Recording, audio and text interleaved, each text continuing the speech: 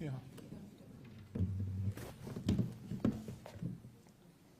You can take your seats.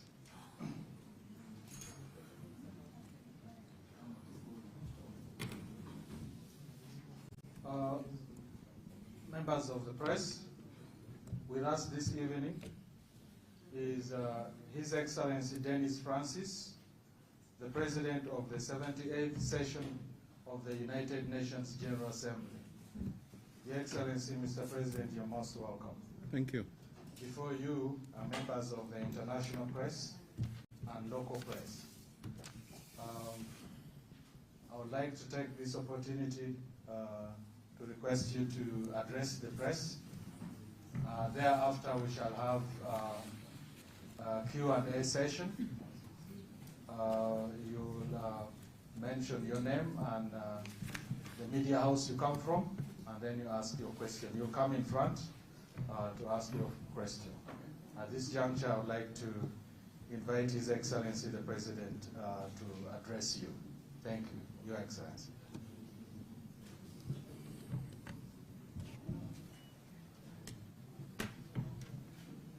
Ladies and gentlemen of the press, good afternoon. Thank you for your interest in joining me here this afternoon. Allow me to start firstly by conveying my heartfelt thanks to the people and government of Uganda for the generous welcome my delegation and I have received. And allow me to also extend my sincere congratulations to the government of Uganda for successfully hosting the 19th Non-Aligned Movement Summit, as well as the 3rd South Summit, which of course will open tomorrow. I wish them every success in chairing these two important groups, whose rich and diverse character from the Global South is so critical to the UN system and to multilateralism as a whole, as NAM represents 55% of the global population, and the Group of 77 in China is the largest negotiating bloc of developing countries in the United Nations system. And I must say that I'm very proud that it was on these two occasions that I am undertaking my very first official visit to Africa as President of the United Nations General Assembly for its 78th session. Yesterday morning, we opened the 19th Summit of the Non-Aligned Movement, held under the theme Deepening Cooperation for Shared Global Affluence, which concluded this afternoon. And tomorrow morning, we will attend the 3rd South Summit organized by the Group of 77 in China under the banner Leaving No One Behind. In my address to the openings of both forums, I use the occasion to reiterate my appreciation for both organizations, whose support to my presidency has proven immensely useful during very challenging times. The current climate, and I mean this politically and literally, the current global climate is marked by profound instability, and our multilateral system is on trial. High-level gatherings like these are an occasion for leaders of the Global South to demonstrate that cooperation and collaboration are not only still possible, but are in fact indispensable. They constitute the sole credible course of action to authentically and meaningfully address the depth and breadth of the challenges we face. Indeed, it is only a cohesive international community that we stand a chance through a cohesive international community that we stand a chance of succeeding. In a time of unprecedented crisis, far too often the voices of the Global South and of developing countries are relegated to the margins and peripheries. This is not acceptable, either politically or morally. In fact, I am absolutely convinced that both the Non-Aligned Movement and the Group of 77 in China are key drivers and influencers of peace, progress, prosperity, and sustainability, all of which are priorities of my presidency. Ladies and gentlemen, this evening, on the occasion of his newfound chairmanship of both groups, I will have the honor of paying a courtesy call on His Excellency Mr. Yoweri Museveni, the President of the Republic of Uganda.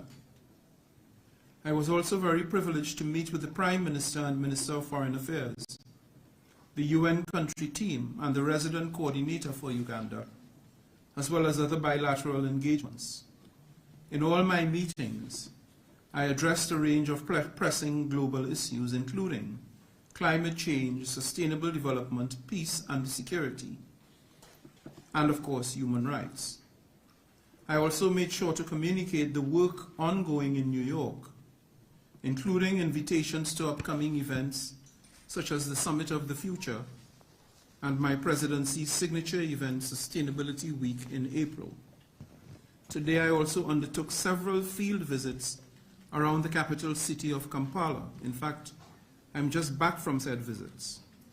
In terms of migration, my visits included UN-operated programs such as the UNHCR's Urban Response Initiative in Naisamba and IOM's Kampala Transit Center in Nakasero. Regarding education, I visited Nakivubo Blue Primary School and their Girls Empowering Girls program, which they run with UNICEF. I also had the chance to visit Makerere University, where I was introduced to Makerere University's Multidisciplinary Innovation Pod, conducting research on digital innovation and urbanization in partnership with the United Nations Development Programme. Finally, on women's and girls' rights, I was welcomed into the offices of the Saudi Help Lines Center, where I saw the incredible work to counter gender-based violence, child labor, neglect, and abuse. It was a truly eye-opening experience and a privilege I do not take for granted to have had the chance to witness firsthand the work being spearheaded in Uganda by the various entities under the United Nations umbrella. I am very proud of that work. To complement these extensive visits tomorrow afternoon, I will participate in a roundtable session with the heads of UN agencies present in the country, to be moderated by the resident coordinator, which I eagerly anticipate. As I conclude, this visit is part of a broader effort to underscore the UN's dedication and commitment to ensuring a more prosperous and harmonious world that is inclusive of the Global South. I'm confident that this trip will have served that purpose. My door is open to any nation or leader desiring to engage in further cooperation across borders, sectors, or UN departments. Together, we can deliver on peace, we can deliver on prosperity, we can deliver on progress, and we can deliver on sustainability. And I'm glad to have shared this message to both the government and people of Uganda, as well as all those present for these two summits. Thank you for your kind attention, and I now open the floor for your questions and or observations. Thank you, Your Excellency. Can we have questions? Let's start with Arati, please.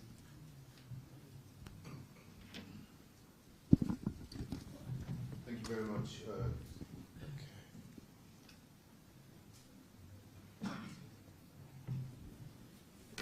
Thank you very much, Your Excellency. My name is Binga Aborova from RT, Russia Today. Now, Your Excellency, one of the major issues that was discussed at this 19th non-aligned summit was the ongoing Israeli aggression in Gaza.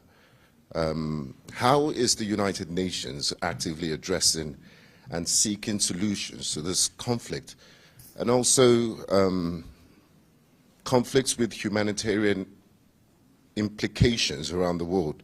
And how does the organization plan to enhance its effectiveness, adaptability, and responsiveness to contemporary global issues? Thank you. Thank you. Let's have a second one. Mr. President, thank you very much. Your name and the media house. My name is Kanare Mugume from NBS TV Uganda. Particularly seeking for your response on conflict. Most of the times when the UN does respond on conflict, it does talk about Palestine or even Ukraine. There's so much conflicts happening in Africa, Central African Republic, Mozambique, Somalia, Burkina Faso and Mali, and many other countries, including the Sudan situation. What's your take on the conflicts happening in Africa, and what is NAM going to do to make sure that at least it takes a stand on some of these conflicts in Africa? Thank you. And let's have a lady.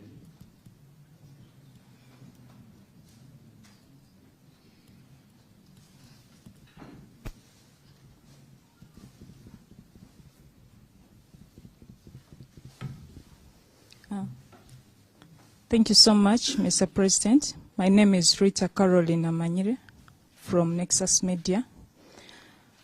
African countries have been pushing for permanent seats on the UN Security Council. However, updated efforts have not been successful. So I'm inquiring how far with granting this, or should we be hopeful that this will be granted? Thank you. Your Excellency, possibly you can answer those three, then we can take three more. Okay, thank you very much for your questions. I think the first question related to specifically to the situation in Gaza and about what the UN, how does the UN plan to adapt itself to be more impactful in resolving complex global issues. The first thing I want to say is that the UN is not the problem. The UN is not the problem. The UN seeks to be, sometimes to lead, but always to support the solution. So let's get that out of the way. Let's get that clear. The UN is not an actor in creating problems for the international system.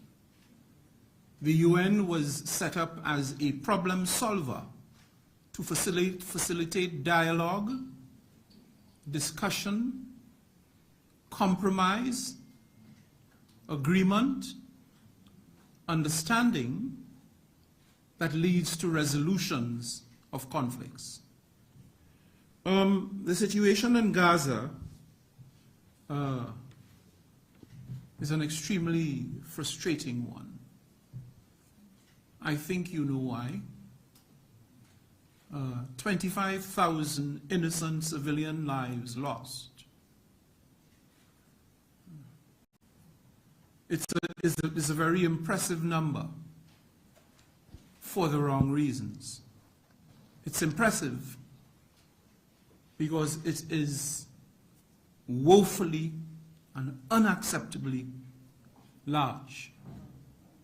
That so many innocent people who are not themselves combatants should be the victims of the military action taking place in Gaza. And that is why the General Assembly, which I have the honor to lead, and I am here, I'm sitting here, but I'm the voice and the face of the General Assembly. And that General Assembly was swift in agreeing a resolution that called for, number one, the immediate return of all hostages as a consequence of the unacceptable action that was taken by Hamas on October 7th, the cessation of the violence in Gaza in order to save lives. At the time we had made that call, I think the death toll was less than, it was about 7,000 people, the majority of whom were in fact women and children, young children, innocent children. And the third thing was to insist that the authorities, the Israeli authorities, permit and facilitate access of humanitarian aid to those in Gaza who needed it. So that was maybe, if one could use the descriptor, 6,000 or 7,000 lives ago. Today, it's in excess of 25,000 lives. That number has more than multiplied itself 4 times. And that's precisely the reason why the General Assembly delivered this very strong message that the violence must come to an end, because we saw the danger and the risk that many more innocent lives would be lost in a situation that threatened to become a spiral of death and destruction, which is precisely what has happened.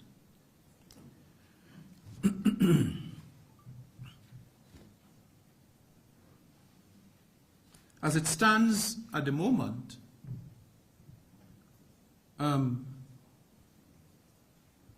with no immediate end in sight to the hostilities in Gaza, it's anyone's guess what can and might happen next, including, of course, the worrisome prospect that this can all spill over into a regional war, a regional engagement, which of course would be the worst possible scenario that can happen.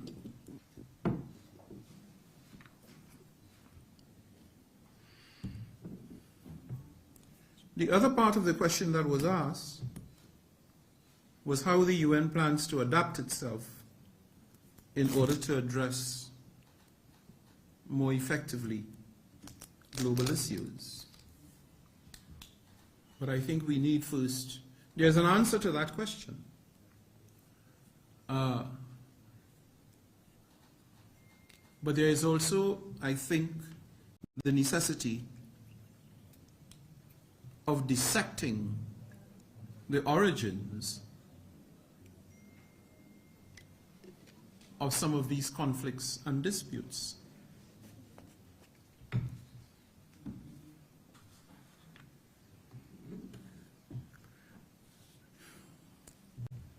Conflicts and disputes create strife and tension in the system.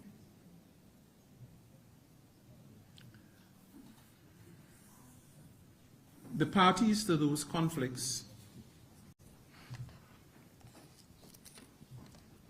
make a choice. They make a decision. There was a decision made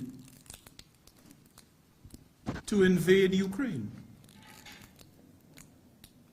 There was a decision made by Hamas, albeit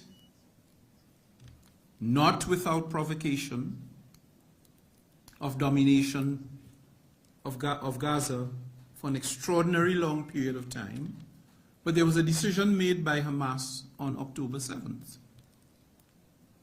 and a consequential decision made by the State of Israel in response.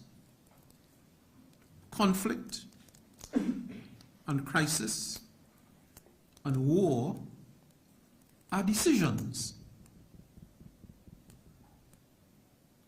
They're not necessarily inescapable decisions.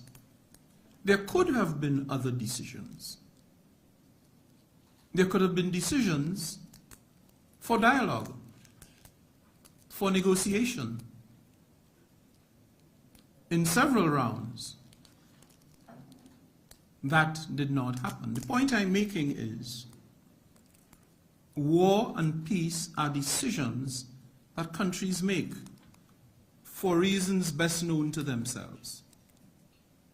It is not the decision that the UN expounds and promotes for the very reasons we're seeing in Gaza. Because it's painful, it's dastardly, it's dehumanizing, it's destructive. Think for 1 minute of what it would cost. Let's for a moment, if we could, and in a sense we shouldn't, but if you, for 1 minute, just set aside the human cost of the war in terms of the lives, the 25,000 people. Think for 1 minute what it would cost to rebuild Ukraine. And what it might mean for the entire global economy and for global development in having to rebuild Ukraine and having to rebuild Gaza. Think for a moment.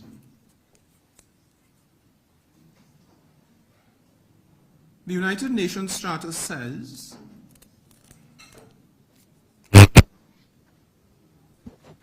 we the people, in order to save future generations from the scourge of war. That is what the UN is about. Because we've been down this road before in the First and Second World Wars. There are no real winners. There are no winners. There are only losers, setbacks. Setbacks that undermine development, derail people's lives, impose costs and suffering on human beings.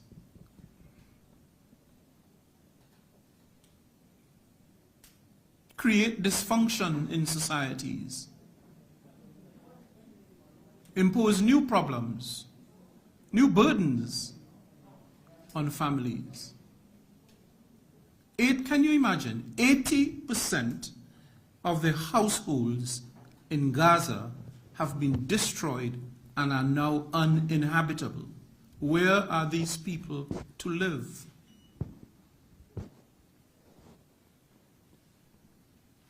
And under what protection from the environment, from the elements?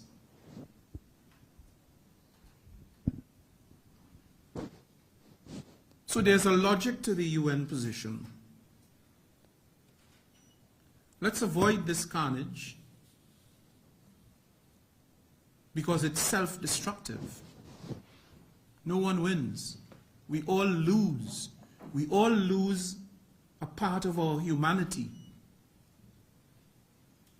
watching other human beings suffer. It was never intended that way. What is the UN doing in order to empower itself to better address these challenges?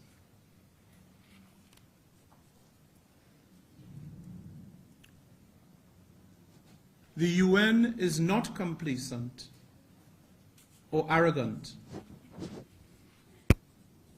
about its role and function and its capacity to meet the demands of the challenges that exist.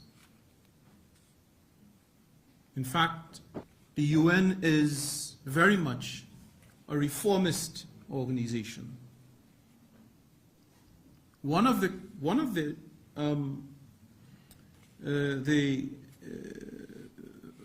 issues, and it's a big issue, it's a huge issue, that has been dramatically demonstrated, particularly in relation to the war in Ukraine and to the war in Gaza, is the apparent incapacity of the United Nations Security Council, which has, under the Charter, primary responsibility for international peace and security. The incapacity of the Charter to act, to take the decisions that are necessary to be taken, that could politically alter the course of events. And the Security Council, because of deep divisions globally, geopolitical divisions, had not for a very long time been able to reach a decision, a consensus on Gaza. In the meantime, the death toll had been climbing. The UN itself, let us not forget, that UN personnel amounting to, I think, 155 souls have been lost in Gaza. And UN workers assigned to Gaza to provide humanitarian aid and support, many of them were taking their children to work, their young children to work with them, out of fear that if they should die, their families would die with them. They did not want to be separated from their children because bombs were being dropped on UN facilities, contrary to the provisions and dictates of international law, contrary to the principles of international humanitarian law.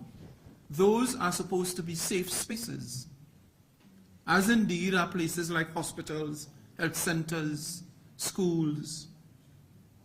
But the evidence seems to suggest that the nature of these facilities did not form part of the calculus in the bombing campaign that has taken place in Gaza. So you have the largest number of UN personnel killed in any military action anywhere in the world in the history of the UN.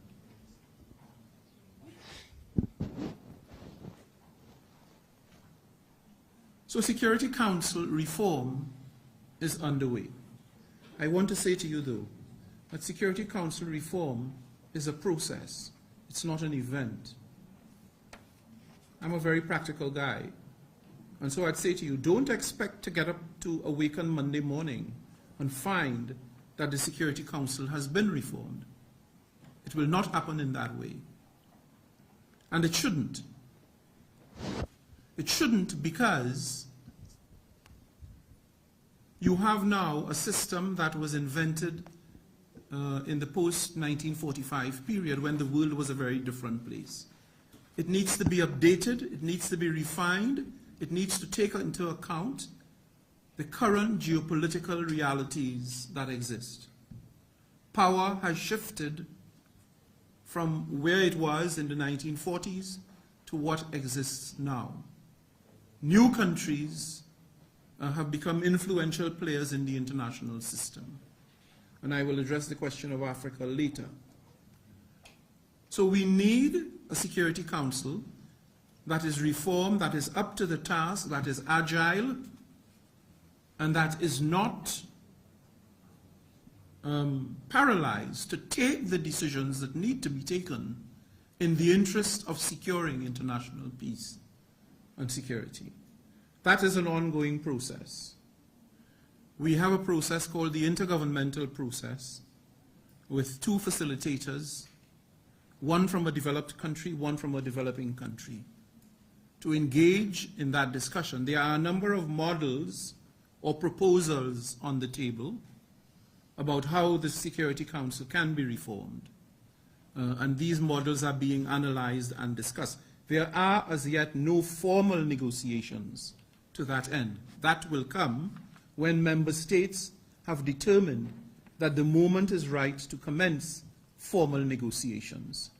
But Security Council reform is at the top of the agenda of the UN and has been made so to a significant degree because of what has happened in Ukraine and in Gaza. Quite apart from that, it's not just the reform of the Council. There is also a process to reinvigorate the General Assembly of the United Nations. And if you've been following the issue, you would know that in the wake of the paralysis of the Security Council, the General Assembly, which the Charter assigns a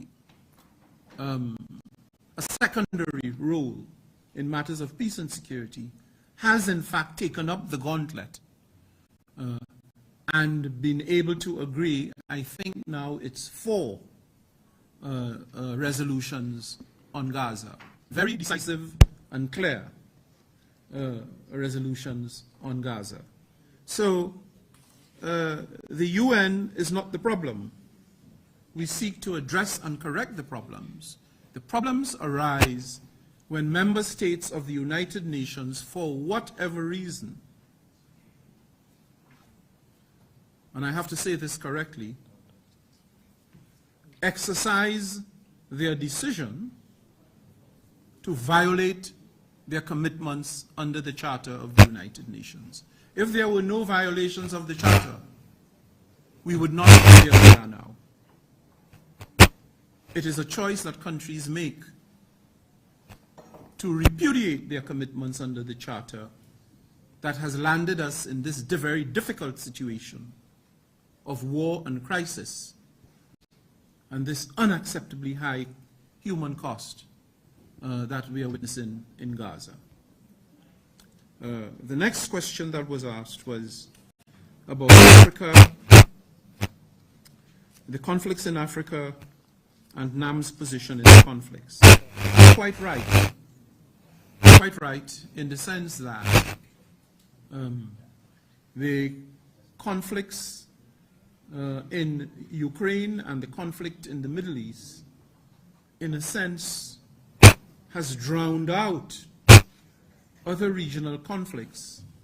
Might be smaller, but that are no less important. And they're important for a number of reasons. They're important because they give rise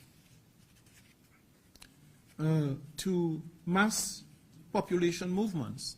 People are dislodged from their homes, from their homelands. I visited a refugee center today. People fleeing their homelands for a number of reasons and being given safe haven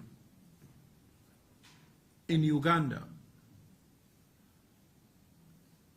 in a program of acceptance that is unarguably one of the most progressive and impressive anywhere in the world.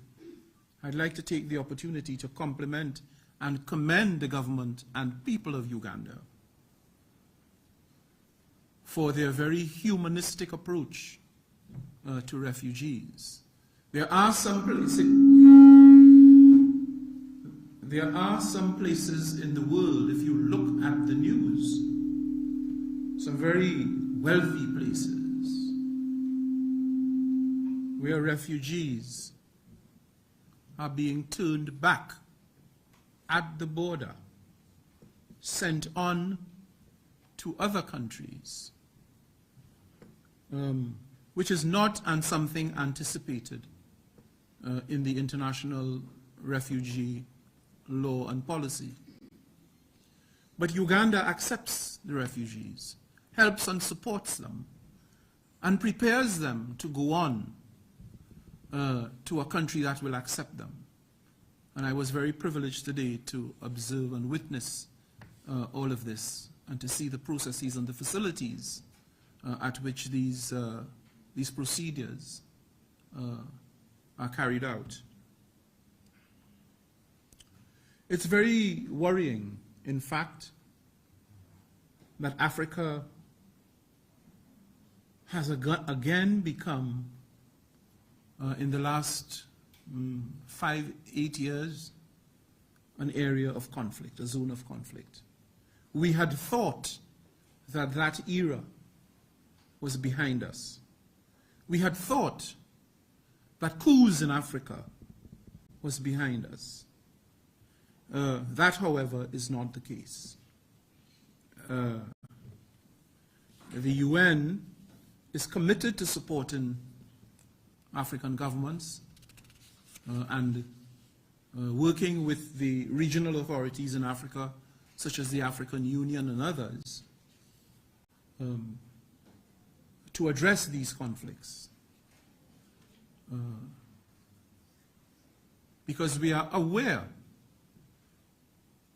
that these conflicts provide opportunities for opportunistic operatives to pounce on them, complicate them, with further implications for peace and stability across the region.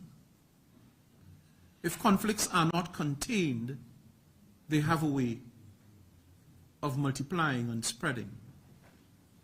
And so our hope is that those countries in conflict in Africa will find the courage and the strength to come to the table and to discuss and resolve their differences. The UN is fully prepared to support that process, to bring the parties together, to facilitate that dialogue in a non-judgmental way. In a non-judgmental way. It is not for us in the UN to assign blame or responsibility. What we want is a solution that saves lives, creates stability, so that the business of pursuing development, bringing development to people who deserve it. Children can't go to school in the midst of a conflict. In some cases, you can't leave your home to purchase the things you need when guns are blazing over your heads. Conflict and crisis undermine the day-to-day lives of citizens, derails it. And that is why we are committed to doing what we can to support these countries in conflict, to resolve those conflicts in a sustainable way. In a sustainable way. The only way, and let me quote Mahatma Gandhi here. If you ever have the opportunity of visiting the UN, you should go into the UN gardens. There is a statue there of Mahatma Gandhi, the famous, world-famous leader of India, with one of his quotes. There is no way to peace. There is no way to peace. Peace is the way. And that philosophy is as powerful today and will always be as powerful as it was when he uttered those words. Peace is the way. If we put people first, which is what the UN does, if we elevate the safety and security of human beings to the top of the agenda, we will see how worthless war and destruction is. So we need to put people first. Because all that we do, at the end of the day, development is not about how much money there is to spend. That is important. It's about spending the money in a way that lifts people up, gives them hope for tomorrow, prepares them, empowers them to live more fulfilling lives, to look after their children, to educate their children, to be upstanding citizens that make a contribution to their communities and societies and to global situation, to global peace and stability. And the last question that I was asked had to do with the African proposal for 2 seats in the Security Council.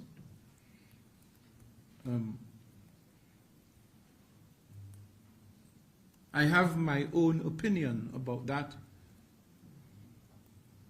but I'm barred as President of this General Assembly from uttering what my opinion might be, because I represent only the views of the General Assembly. But what I can say is the process is ongoing. Everyone accepts that the Security Council as currently constituted is not fit for purpose. It has to be made fit for purpose. It has to be democratized. It has to reflect current realities of global power and global influence. And it must be agile and responsive to the dictates and demands of building peace and security in the early 21st century. So that some things have to change. When the Security Council was invented 75 years ago,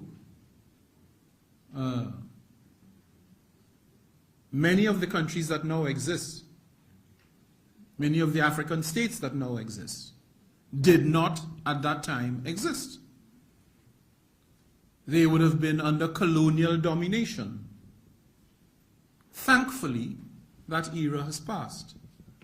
So we need to create a council that better represents the current reality, but more than that, better represents the aspirations of the people in the global south. I make no apologies for saying that, because the council has a particular structure, something called the P5, the Permanent Five, and of that 5, only one might describe as coming from the global south, and that's China. And China is a unique case because, of course, China is a large country, very powerful, very influential. But there are no other countries from the global south. That clearly is not satisfactory in the early 21st century. So, don't be frustrated because there is no decision as of now regarding what would be the formula by which the Security Council will be constituted. That is a question that will come out in the negotiation. I've heard the African states negotiate. They're very adept at it. They've done their homework.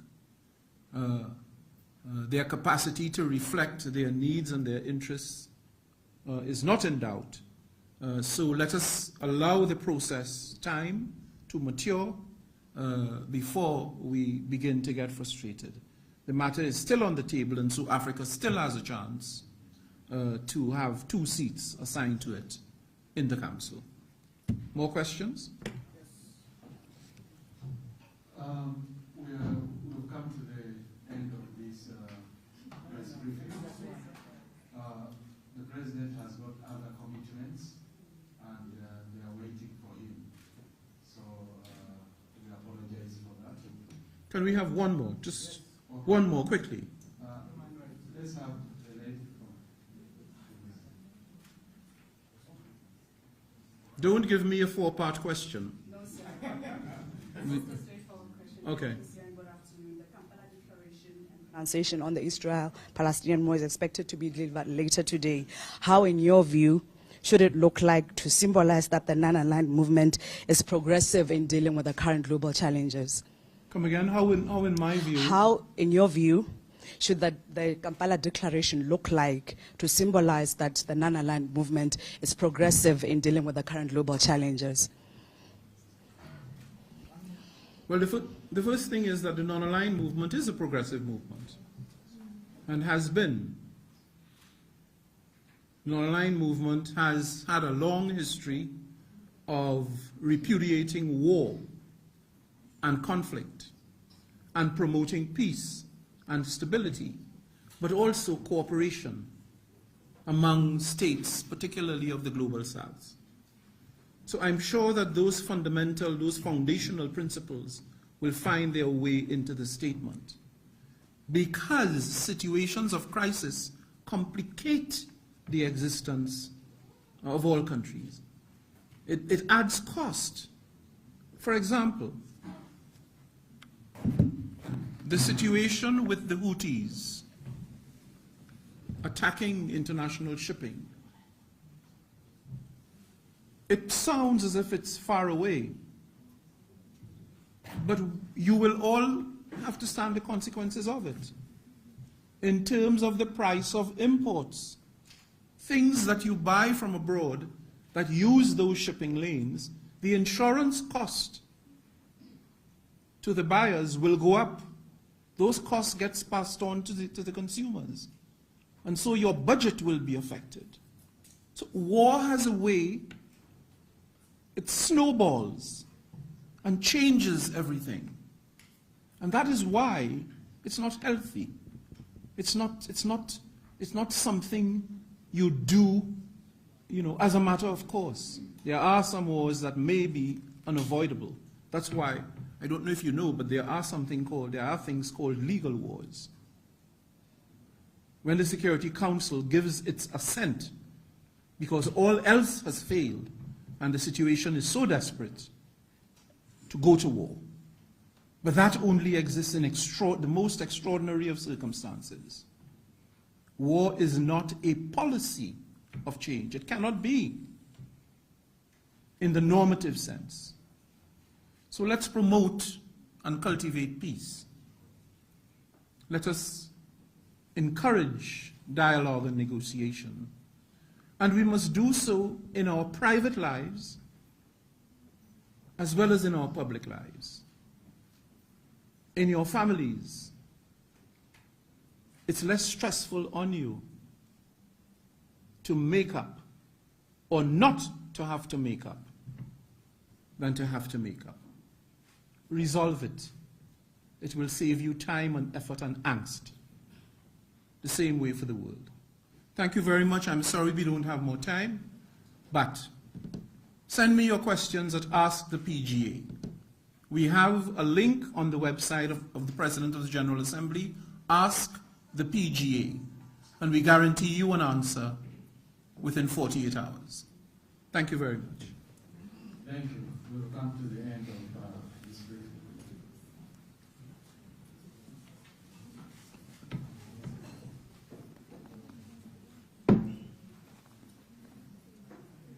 Thank you very much. Thank you.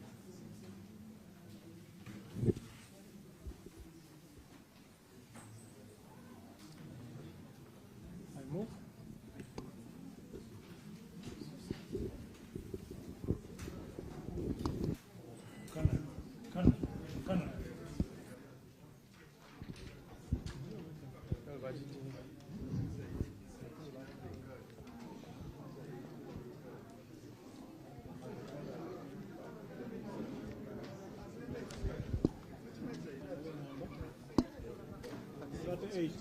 That eight. The next thing is the closing ceremony. His Excellency.